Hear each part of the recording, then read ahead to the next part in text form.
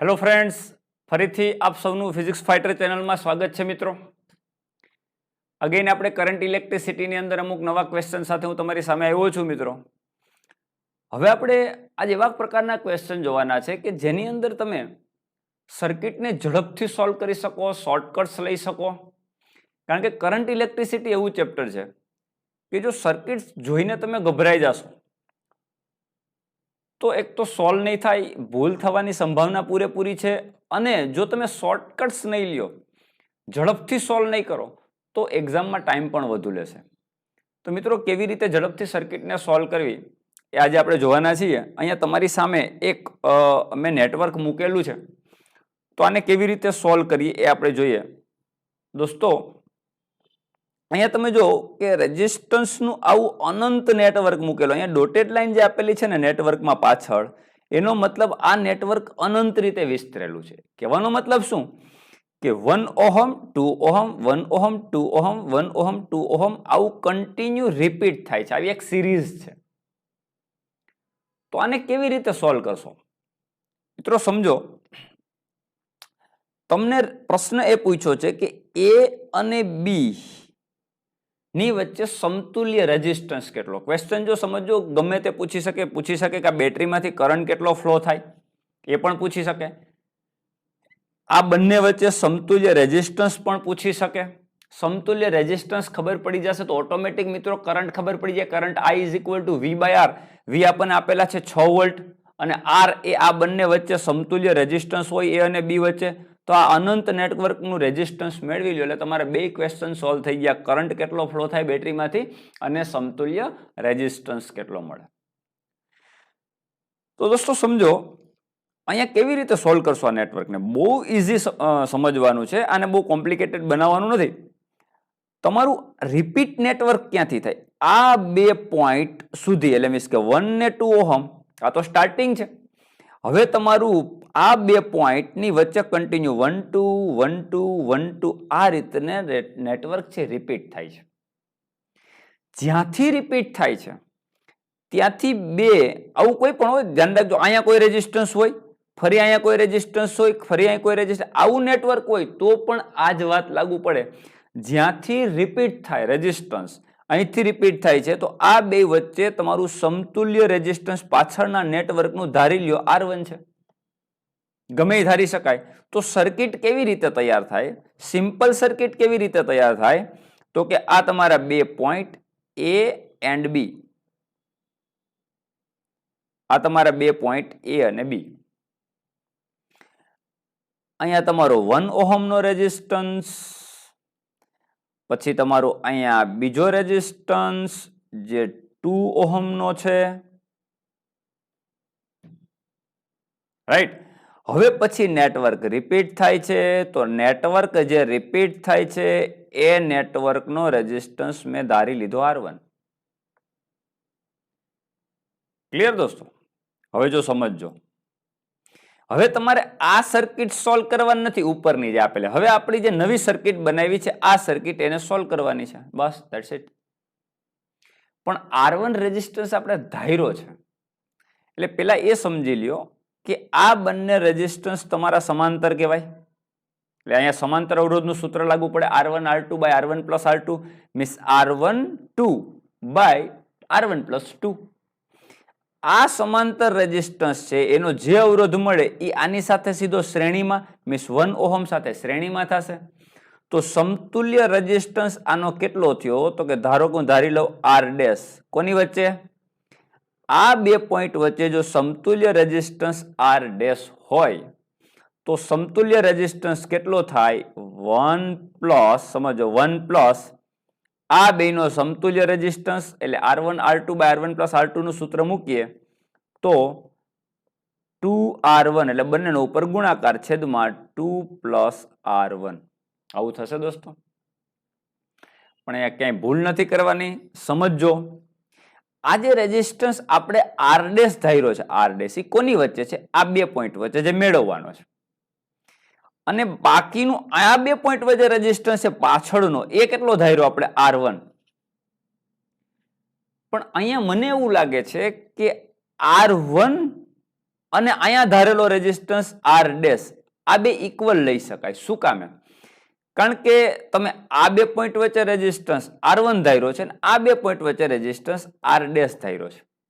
આની વચ્ચે શું આવે? ખાલી 1 ઓહમ અને 2 ઓહમનું એક નાનું નેટવર્ક. અવડા મોટા નેટવર્કમાં, અવડા મોટા અનંત નેટવર્કમાં એક વધારાનો 1 ને 2 ઓહમનો રેઝિસ્ટન્સ એડ થઈ જાય તો રેઝિસ્ટન્સ બદલાય નહીં. એનો મતલબ તમે R1 બરાબર અહીંયા ધારેલો રેઝિસ્ટન્સ, આ બે પોઈન્ટ વચ્ચે ધારેલો રેઝિસ્ટન્સ R ડેશ બે સરખા લઈ શકો.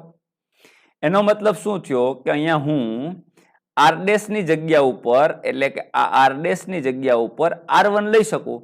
તો મારું સૂત્ર આવું કંઈક બને મિત્રો, R1 is equal to 1 plus 2R1 by 2 plus R1. That's it. આપણું કામ પૂરું થઈ ગયું ઓલમોસ્ટ. અહીંયા તમારી સર્કિટ સોલ્વ થઈ ગઈ. તમારે હવે સમતુલ્ય રેઝિસ્ટન્સ R1 મેળવી લેવાનો છે. R1 કોની વચ્ચે રેઝિસ્ટન્સ છે મિત્રો? આની વચ્ચે. આની વચ્ચે જે રેઝિસ્ટન્સ છે એ તો આ છે, અથવા તો R1 તમે જે ધાર્યો છે પાછળના નેટવર્કનો રેઝિસ્ટન્સ છે ને, તો આની વચ્ચેનો રેઝિસ્ટન્સ પણ એટલો જ થાય, બે સરખા જ થશે. મેં હમણાં તમને કીધું કે આ નેટવર્કમાં આટલો વધારાનો રેઝિસ્ટન્સ એડ કરવાથી કઈ ફરક પડે નહીં. એટલે આને હું R1 કહીશ, આને પણ R1 ને બધાને R1 કહીશ. તો મારું ફાઇનલ જે R1 રેઝિસ્ટન્સ મળશે એ ખરેખર R ડેશ જ હશે. R ડેશ એટલે A અને B વચ્ચેનો રેઝિસ્ટન્સ જ હશે. તો મારા માટે R1 જે છે એ આ બે વચ્ચેનો રેઝિસ્ટન્સ થઈ જશે. મિત્રોને સોલ્વ કરવાનો પ્રયત્ન કરીએ. સિમ્પલ છે. આનો ક્રોસ મલ્ટિપ્લિકેશન મીન્સ કે આનો આની સાથે ગુણાકાર થશે તો R1 is equal two 2 plus 2 into 1 2 અને plus R1 plus 2R1 by 2 plus R1. હવે તમારું ક્રોસ મલ્ટિપ્લિકેશન આની સાથે હવે તો સિમ્પલ સાદું રૂપ આપવાનું છે. હું સાદું રૂપ આપતો જાઉં છું દોસ્તો, તમે સમજી શકશો. 2R1 plus R1 into R1 એટલે R1 નો સ્ક્વેર. સામેની side 2 plus R1 plus 2R1 means 3R1. Right. હવે આનું સાદું રૂપ આપો એટલે R1 સ્ક્વેર એમનેમ 3R1 2R1 બાજુ આવશે એટલે 2R1 માઇનસ 3R1 એટલે માઇનસ R1 અને 2 પણ આ બાજુ આવશે એટલે -2 ઇઝ ઇક્વલ ટુ 0. મિત્રો તમે જો આ પ્રકારનું સમીકરણ થઈ ગયું. આ ax square plus bx plus c is equal to 0 પ્રકારનું સમીકરણ થઈ ગયું, જે તમે 10મા ધોરણની અંદર ભણી ગયા છો. જ્યાં એની વેલ્યુ આ સમીકરણને સરખાવો તો R1 સ્ક્વેરના ગુણાકારમાં 1 છે એટલે a બરાબર 1, b બરાબર -1 અને c બરાબર -2 થાય. આ વેલ્યુ આપણે આના ઉકેલ માટે જે આપણે સમીકરણ જે આપણને ખ્યાલ છે બધાને એ જોઈએ. R1 નો ઉકેલ શું મળશે? R1 નો ઉકેલ is equal to -b plus or minus under root b square minus 4ac by 2 એ પ્રકારનું સમીકરણ થાય. બધાની વેલ્યુ મૂકો. બધાની વેલ્યુ મૂકશું એટલે આપણને મળશે R1 is equal to -b. બીની વેલ્યુ -1 છે દોસ્તો. માઇનસ માઇનસ પ્લસ થઈ જશે, +1 plus or minus under root b square means કે -1 નો સ્ક્વેર એટલે 1 માઇનસ 4 એની વેલ્યુ 1 અને c ની વેલ્યુ -2 બાય 2 અને એની વેલ્યુ 1. તો R1 ઇઝ ઇક્વલ ટુ મિત્રો અંદરનું જો રૂટની અંદર જે છે એ જો તમે 4 ગુણ્યા 2 8 થઈ જશે, પણ માઇનસ માઇનસ પ્લસ થઈ જશે એટલે અંડરરૂટની અંદર આવશે 1 plus 8 by 2 into 1 2. 1 plus 8 means 9, 9 નું રૂટ 3 એટલે 1 પ્લસ ઓર માઇનસ 3 બાય 2. હવે જો તમે 1 માઇનસ 2 કરશો, ઉપરના પદમાં 1 માઇનસ 3 કરશો તો -2 આવશે. તો રેઝિસ્ટન્સ નેગેટિવ ના હોય એટલે ખાલી પ્લસ વાળું પદ લઈએ તો 1 પ્લસ 3 આવશે અને છેદમાં 2 એટલે આનું ખરેખર સાદું રૂપ આ રીતે થશે. R1 is equal two plus વાળું પદ લ્યો તો 1 plus 3 by 2. 1 plus or minus 3 છે, પણ માઇનસ તમે લેવા જશો તો નેગેટિવ રેઝિસ્ટન્સ થશે, જે શક્ય નથી. એટલે એક જ ઉકેલ શક્ય છે 1 પ્લસ 3 બાય 2. 1 પ્લસ 3 એટલે 4 બાય 2 મીન્સ કે 2 ઓહમનો રેઝિસ્ટન્સ છે.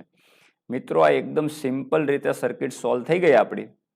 આ બે પોઈન્ટ વચ્ચે મીન્સ કે એ અને બી વચ્ચે આખું નેટવર્ક છે એનો સમતુલ્ય અવરોધ 2 ઓહમ થઈ ગયો. તો આ સર્કિટ કેવી થઈ ગઈ તમે જો.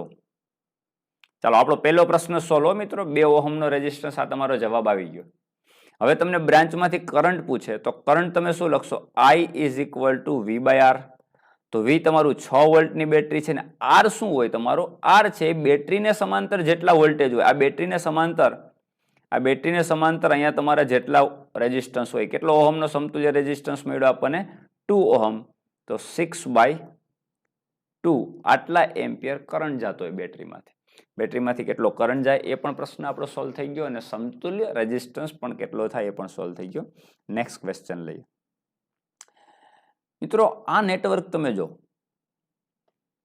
આની અંદર આ નેટવર્કની અંદર પ્રશ્ન શું પૂછ્યો તમે સમજો. A current of 6 ampere enters the one corner P on equilateral triangle PQR having a 3 wires of resistance 2 ohm each and leaves by the corner R. Then the current I1 and I2 are. આ પ્રશ્નમાં બીજું કંઈ કહેવા નથી માંગતા. એમ કહેવા માંગે આ પ્રકારનું નેટવર્ક હોય તો આ બે બ્રાન્ચ I1 અને I2 આ કરંટ કેટલો હોય શોધો. મિત્રો ઘણી વખત આપણામાં કિર્ચોફના નિયમ લગાવવા જઈએ ને આ કરીએ ને તે કરીએ. આમાં સિમ્પલ તમે સમજો કેટલું શોર્ટકટ અને કેટલું પેલા નેટવર્કને જોઈ અને સમજવાનો પ્રયત્ન કરો. દોસ્તો અહીંથી 6 એમ્પિયર કરંટ આવતો હોય તો આ બેમાં ડિવાઈડ થતો હોય તો આ બેનો સરવાળો પણ 6 થઈ જવો જોઈએ ને. તો આ બ્રાન્ચમાંથી કરંટ I1 ને આમાંથી I2 જાય, બેનો સરવાળો 6 થવો જોઈએ પાકું. તો તમારા અમુક ઓપ્શન તો નીકળી જાય. જો એક બ્રાન્ચમાં 2 ને એક બ્રાન્ચમાં 3, આ તો શક્ય જ નથી. 3 ને 2 5 ઓહમ થઈ જાય, સોરી 3 ને 2 5 એમ્પિયર થઈ જાય, જે શક્ય નથી. એક બ્રાન્ચમાં 1 એમ્પિયર ને બીજામાં 2, તો 3 જ થાય એનો સરવાળો, તો 6 શક્ય નથી. તમારું ઓપ્શન કાં તો 2 ને 4 છે ને કાં તો 4 ને 2 છે. હવે I1 ને I2 અનુક્રમે શોધવાનું કીધું એટલે I1 માં 2 અને I2 માં 4, અથવા તો I1 માં 4 ને I2 માં 2, આ બે ચૂઝ કરવાની વાત આવે તો 6 થાય ને. 2 અને 4 નો સરવાળો 6 થાય તો જ આમાંથી 2 જતો હોય, આમાંથી 4 જતો હોય તો જ આમાંથી 6 જતો હોય ને. પણ દોસ્તો આપણને ફંડા ખબર છે. જોજો કેટલી ઇઝીલી સોલ્વ થાય. કોઈ નિયમો લગાવવાની જરૂર નથી. Simple. V is equal two IR, ઓહમનો નિયમ. હવે તમે આ સર્કિટ લ્યો તો આની વચ્ચે સમતુલ્ય રેઝિસ્ટન્સ કેટલો? આ બે શ્રેણીમાં કહેવાય એટલે 4 ઓહમ કહેવાય. આ બેનો શ્રેણી અવરોધ એટલે 4 ઓહમ થાય. તો આ બ્રાન્ચમાં 4 ઓહમ રેઝિસ્ટન્સ છે ને આ બ્રાન્ચમાં 2 ઓહમ રેઝિસ્ટન્સ. કયો રેઝિસ્ટન્સ મોટો? આનું સમતુલ્ય રેઝિસ્ટન્સ કેટલું થાય? તો કે 2 અને 2 4 ઓહમ. તો આ નેટવર્ક કેવું બને તમે જો. આ નેટવર્ક કેવું બને? અહીંયા તમારો 2 ઓહમનો રેઝિસ્ટન્સ અને આ જે નેટવર્ક છે એનો રેઝિસ્ટન્સ 4 ઓહમ. તો આ બંને પોઈન્ટ છે એમાં આ બંને 2 અને 4 એકબીજાને સમાંતર થાય એટલે આ બંને વચ્ચેનું જે પોટેન્શિયલ હોય, પોટેન્શિયલ ડિફરન્સ એ 2 ઓહમ અને 4 ઓહમ વચ્ચે સરખું જ હોય. 2 ઓહમ ની વચ્ચે પોટેન્શિયલ ડિફરન્સ અને આ 4 ઓહમ એ પોટેન્શિયલ ડિફરન્સ તો સેમ જ છે. એનો મતલબ V બે બ્રાન્ચ માટે સેમ થાય. તો I proportional to 1/R થાય. જેનો રેઝિસ્ટન્સ મોટો એમાં કરંટ ઓછો હોય, પોટેન્શિયલ તો સેમ થઈ ગયું. રેઝિસ્ટન્સ કેમાં મોટો છે? આમાં રેઝિસ્ટન્સ મોટો છે અને કેટલો છે? આના કરતા ડબલ. તો કરંટ આના કરતા અડધો હોય. તો જો અહીંયા 4 એમ્પિયર જતો હોય તો અહીંયા 2 એમ્પિયર જ જતો હોય. સોરી, અહીંયા 4 એમ્પિયર જતો હોય તો અહીંયા 2 એમ્પિયર જતો હોય. કારણ કે રેઝિસ્ટન્સ ઊંચો એમ કરંટ ઓછો, અને ઓછો એ કેટલો? રેઝિસ્ટન્સ આના કરતા બમણો છે એટલે કરંટ અડધો હોય. એટલે જો અહીંયા 4 એમ્પિયર કરંટ જતો હોય તો અહીંયા 2 એમ્પિયર જતો હોય. તો મિત્રો સિમ્પલ વાત થઈ ગઈ. આમાં રેઝિસ્ટન્સ ઓછો, કરંટ વધારે એટલે 4 એમ્પિયર આમાં જતો હોય. અહીંયા રેઝિસ્ટન્સ વધુ, કરંટ ઓછો એટલે આમાં 2 એમ્પિયર જતો હોય. એટલે તમારો I1 2 એમ્પિયર થાય અને I2 4 એમ્પિયર થાય. એટલે આ તમારો આન્સર. બહુ ઇઝી હોય, બહુ લાંબુ કેલ્ક્યુલેશન કરવાની જરૂર નથી, બહુ જ સિમ્પલ રીતે ગણતરી કરશો મિત્રો. સમજાઈ ગયું હશે. આના કરતા અહીંયા રેઝિસ્ટન્સ બમણો છે. આ 4 ઓહમ છે, આ 2 ઓહમ છે. તો અહીં સ્વાભાવિક છે, અહીં રેઝિસ્ટન્સ વધુ એટલે કરંટ ઓછો જતો હશે. આ બે વચ્ચે પોટેન્શિયલ ડિફરન્સ તો સેમ થઈ જાય, 2 ઓહમ અને આ 2 કે 2 ને 2 4 ઓહમ શ્રેણી અવરોધ, આની વચ્ચે જે પોટેન્શિયલ હોય છે, પોટેન્શિયલ ડિફરન્સ તો સેમ છે. તો અહીંયા તમારો 2 ઓહમ રેઝિસ્ટન્સ છે એટલે ત્યાં કરંટ વધુ જતો હશે, એટલે 4 એમ્પિયર અહીંયા જતો હશે અને 2 એમ્પિયર અહીંયા જતો હશે. ઓકે, નેક્સ્ટ ક્વેશ્ચન જોઈએ આપણે.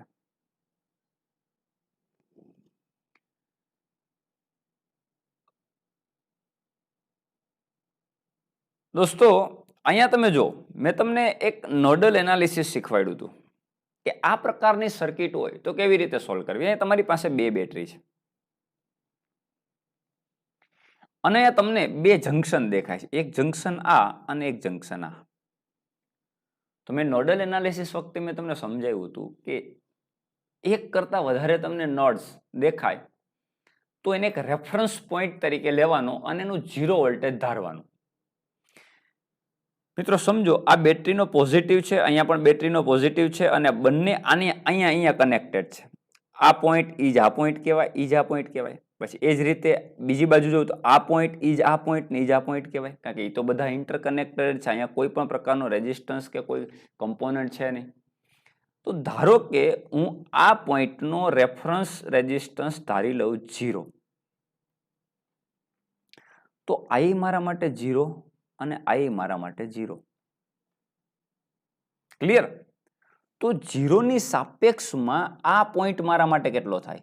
-27, કારણ કે પોઝિટિવ ટુ નેગેટિવ જાઓ તો આનો 0 વોલ્ટ હોય તો 0 થી સામે જાઓ તો પોઝિટિવ ટુ નેગેટિવ, એટલે આ પોઈન્ટનો પોટેન્શિયલ -27 વોલ્ટ થાય.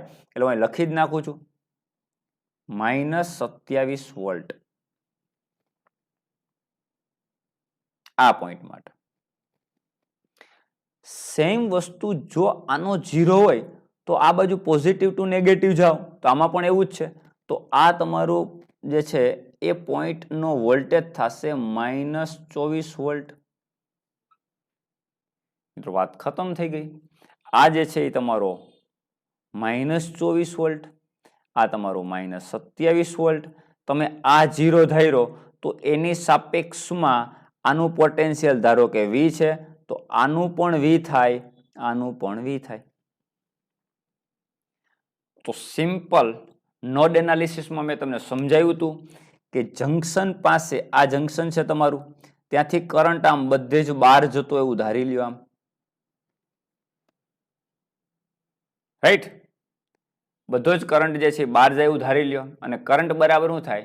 V/R. એટલે અહીંથી તમે બહાર જાય એટલે આનું પોટેન્શિયલ ઊંચું છે તો જ કરંટ આમ ફ્લો થતો હોય એવું આપણે ધારણા કરી. તો V -27 એટલે V+27 એટલે 1 by 1 બધી બ્રાન્ચ લઈએ. ચલો કઈ પેલા બ્રાન્ચ લેશું? પેલા આ બ્રાન્ચ લઈએ. ચલો આ બ્રાન્ચ. તો આનું પોટેન્શિયલ V છે તો V -24 એટલે કેટલું થશે? V -24 પ્લસ એટલે V+24 એટલે અવરોધની વચ્ચે પોટેન્શિયલ ડિફરન્સ કેટલો? તો કે સોરી, પેનનો કલર આપણે બદલાવી નાખીએ, વ્હાઈટ કરી નાખીએ. ઓકે, V -24 એટલે V+24 બાય રેઝિસ્ટન્સ કેટલો છે? 2 ઓહમનો આ બ્રાન્ચ માટે, આ બ્રાન્ચ માટે. હવે આ બ્રાન્ચ તમે લ્યો તો V -27 એટલે V+27 એટલે કે પ્લસ V+27 બાય R કેટલો? તો કે 6 ઓહમ પ્લસ. હવે આ બ્રાન્ચ લઈ, આ બ્રાન્ચ લ્યો તો અહીંયા વોલ્ટેજ V છે, V માઇનસ અહીંયા 0 લ્યો તો V -0 તો V જ થશે, એટલે ડાયરેક્ટ લખવાનું થાય V અને રેઝિસ્ટન્સ 4 ઓહમનો એટલે V/4 ohm is equal to 0. Junction પાસે ભેગા મળતા બધા જ વિદ્યુત પ્રવાહોનો બેઝિક સરવાળો 0 થાય એટલે એના બરાબર 0 લખ્યું. સિમ્પલ સોલ્વ કરવાનો પ્રયત્ન કરો મિત્રો. V/2 V/2 પ્લસ 24/2 એટલે 12. એ જ રીતે V/6 plus 27/6 plus V/4 is equal to 0. વી વાળા સરખા લઈ લે, એમાંથી વી કોમન કાઢી નાખીએ તો 1/2 પ્લસ 1/6 પ્લસ 1/4 થઈ જશે, પ્લસ બાકીના બધા લખી નાખીએ 12 પ્લસ 27/6 ઇઝ ઇક્વલ ટુ 0. મિત્રોને સોલ્વ કરો તો વી 6, 4 અને 2 આના માટે લસા કેટલો થશે? 6, 4, 24. એટલે આપણે 24 લઈ લઈએ, 12 લઈ લ્યો તો પણ ચાલે.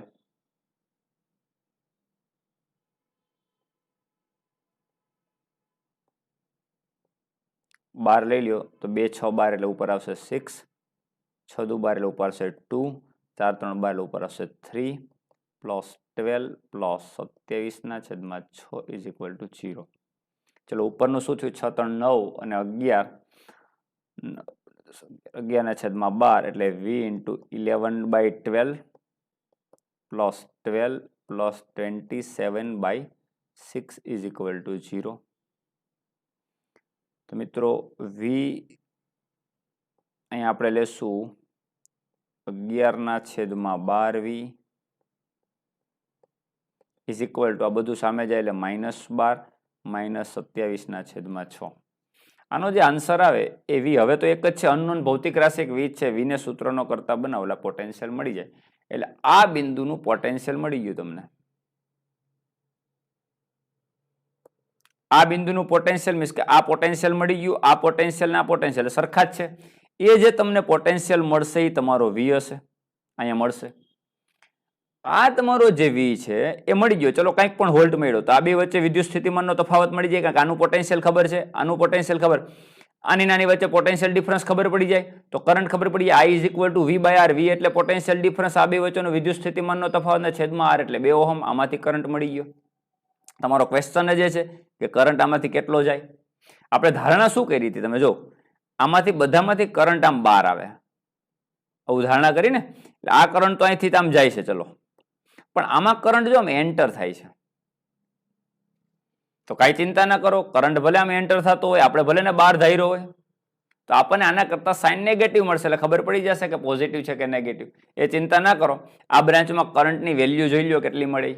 શું કામ? કારણ કે કરંટ આપણને ખબર પડી ગઈ છે કે આમ ફ્લો થાય છે એકચ્યુઅલમાં, તો આનું પોટેન્શિયલ, આ પોઈન્ટનું પોટેન્શિયલ ઊંચું હશે અને આનું પોટેન્શિયલ એના કરતા નીચું, તો ઓટોમેટિક આ તમને વી નીચો જ મળશે, એટલે એની ચિંતા કરવાની જરૂર નથી.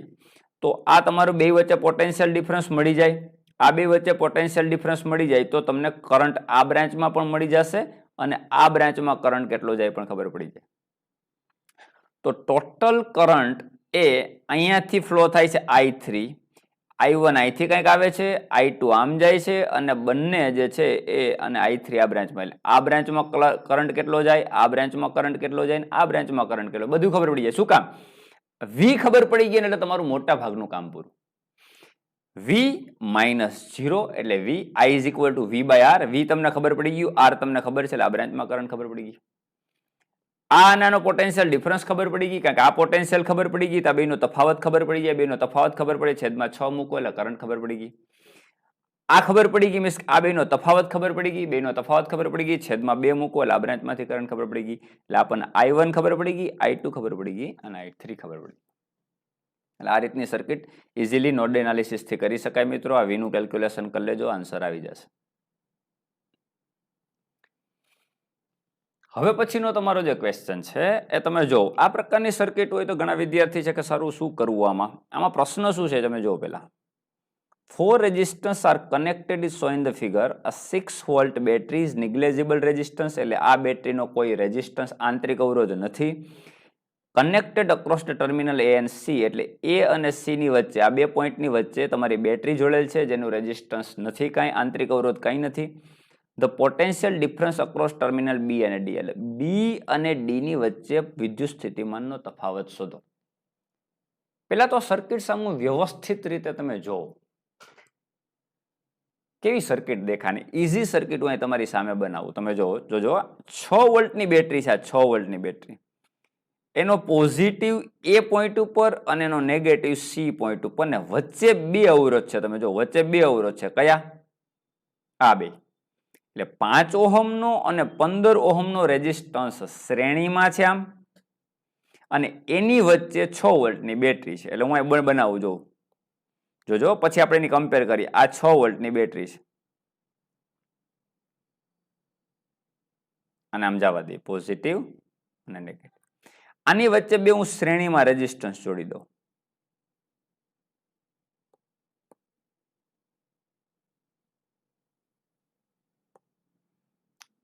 અહીંયા આપણે ઉપર બેટરી ને ચલો આમ કરીએ તમને આઈડિયા આવે એટલા માટે અહીંયા બેટરી રાખીએ. આ 6 વોલ્ટની બેટરી. હવાનો પોઝિટિવ છે એ પોઈન્ટ આગળ જાય. આ તમારો એ પોઈન્ટ અને આ તમારો સી પોઈન્ટ. જો તો કમ્પેર કરતા જજો ઉપરની સર્કિટ આરે. હવે ઇન બિટવીન જે છે ને આ બે રેઝિસ્ટન્સ શ્રેણીમાં છે, એટલે બે રેઝિસ્ટન્સ હું આમ શ્રેણીમાં જોડી દઉં.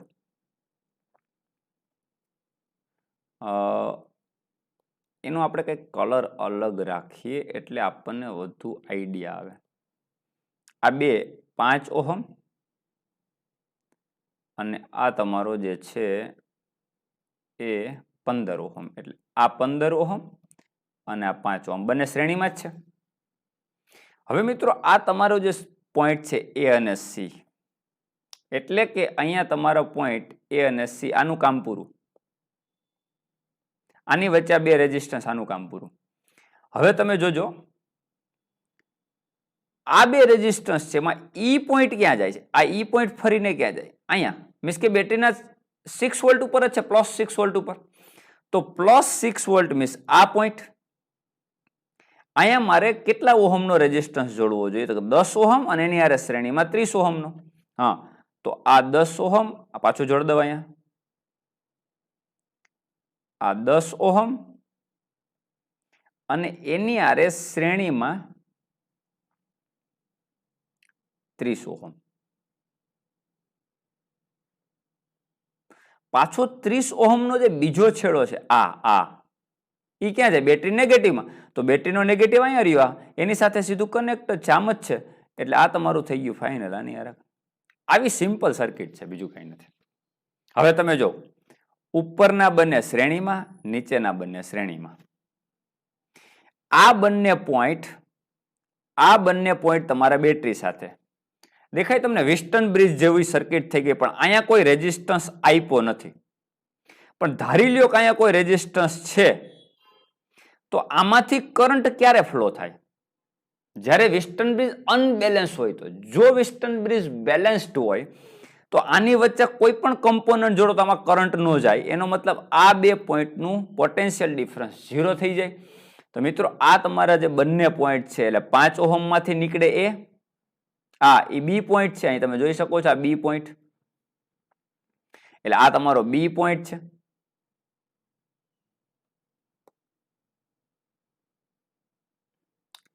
અને આ 10 અને 30 ની વચ્ચેથી જે પોઈન્ટ નીકળે એ તમારો ડી પોઈન્ટ છે. તો આની બંનેની વચ્ચે, આ બંને વચ્ચે જો પોટેન્શિયલ ડિફરન્સ 0 થઈ જાય, તમારાથી કરંટ ન જાય. આ કરંટ ક્યારે ના જાય? વિસ્ટન બ્રિજ સંતુલિત હોય. તમે જો 5/10 મીન્સ કે 5/10 ઇઝ ઇક્વલ ટુ 15/30. આનું પાલન થાય છે. R1/R2 is equal to R3/R4. Wheatstone bridge યાદ કરો, આનું પાલન થાય છે. હા, 5/10 એટલે કેટલું થશે? 1/2. અને 15/30. અહીંયા 15 છે, સોરી. આ જે છે 15 ઓહમ છે ને, 15/30. અહીંયા તમે જોઈ શકો છો 5/10 અને 15/30. તો આ રેઝિસ્ટન્સ પણ થશે તમારો 15 × 1/2. તો બરાબર છે. R1/R2 is equal to R3/R4. આનું પાલન થાય છે. એનો મતલબ આજ વિસ્ટન બ્રિજ સંતુલિત છે. અને વિસ્ટન બ્રિજ મિત્રો સંતુલિત હોય ત્યારે આ બ્રાન્ચમાંથી કરંટ ન જાય. ધારી લો અહીં કોઈ કમ્પોનન્ટ તમે જોડ્યો છે તો આમાંથી કોઈ કરંટ ફ્લો થતો નથી. એનો મતલબ આ બે પોઈન્ટનું પોટેન્શિયલ ડિફરન્સ 0 હોય. એનો મતલબ આનું પોટેન્શિયલ અને આનું પોટેન્શિયલ સમાન હોય તો જ આમાંથી કરંટ ના જાય. કરંટ તો જ ફ્લો થાય કે જ્યારે એકનું પોટેન્શિયલ ઊંચું હોય અને બીજાનું પોટેન્શિયલ નીચું હોય. એનો મતલબ શું થયો મિત્રો? કે આ બ્રાન્ચમાં કોઈ કરંટ જતો નથી. એટલે VB minus VD is equal to 0. કારણ કે પોટેન્શિયલ ડિફરન્સ 0 થયો એનો મતલબ થાય કે આ બે વચ્ચે કોઈ પણ પ્રકારનો કરંટ જતો નથી. આનું પોટેન્શિયલ અને આનું પોટેન્શિયલ સરખું હોય તો જ પોટેન્શિયલ ડિફરન્સ 0 કહેવાય, અને પોટેન્શિયલ ડિફરન્સ 0 છે એનો મતલબ VB is equal two VD છે. તો તમારો ક્વેશ્ચન શું પૂછ્યો છે આમાં તમે જો, B અને D potential difference across the terminal B and D. મિત્રો B અને D વચ્ચે પોટેન્શિયલ ડિફરન્સ 0 છે, એનો મતલબ આનું પોટેન્શિયલ અને આનું પોટેન્શિયલ સમાન છે, આમાંથી કોઈ પણ પ્રકારનો કરંટ જતો નથી, I બરાબર 0, કારણ કે આ બેલેન્સ વિસ્ટન બ્રિજ છે. રાઈટ. તો મિત્રો આ પ્રશ્ન પણ તમને સમજાઈ ગયો હશે. તો આ પ્રકારના ક્વેશ્ચન પૂછાય તો મૂંઝાયા વગર ઝડપથી સોલ્વ કરવા માટે જેટલી તમે પ્રેક્ટિસ વધુ કરશો મિત્રો એટલું તમને વધુ સારી રીતે આવડશે. કરંટ ઇલેક્ટ્રિસિટીમાં આજના લેક્ચરમાં તો આપણે અહીંયા સુધી રાખશું, પછી કન્ટિન્યુ આવા પ્રકારના ક્વેશ્ચન જોશું તો તમને વધુ પ્રેક્ટિસ થશે. પણ દોસ્તો એક વસ્તુ સમજી લ્યો કે આ ચેપ્ટરની અંદર પ્રેક્ટિસ વેરી ઇમ્પોર્ટન્ટ છે. જેટલી પ્રેક્ટિસ વધુ કરશો એમ તમને ખબર પડશે કે કયો કમ્પોનન્ટ કોની હારે શ્રેણીમાં છે, કયો કમ્પોનન્ટ કોની હારે સમાંતરમાં છે, બેટરીમાંથી કેટલો કરંટ ફ્લો થતો હોય, સમતુલ્ય રેઝિસ્ટન્સ કેટલો થાય, આ બધી જ વસ્તુ જેમ પ્રેક્ટિસ કરશો એમ આવડશે. અને જેટલી પ્રેક્ટિસ વધુ કરશો એ પ્રકારે તમને સર્કિટના અનુભવ થશે, તમારી સર્કિટ તમારી સામે આવશે તો તમને ખબર પડી જશે કે આને કેવી રીતે સોલ્વ કરવી. તો આઈ હોપ બધાને આ વાત દોસ્તો સમજાઈ ગઈ હશે. તો હવે પછીના નેક્સ્ટ લેક્ચરમાં આપણે પછીના પ્રશ્નો કન્ટિન્યુ કરશું. Have a good day.